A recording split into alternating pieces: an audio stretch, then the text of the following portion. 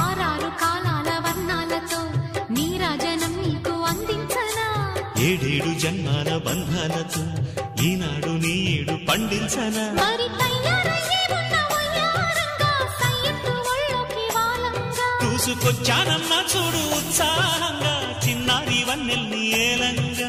ప్రతిక్షణం పరవశం కలగగా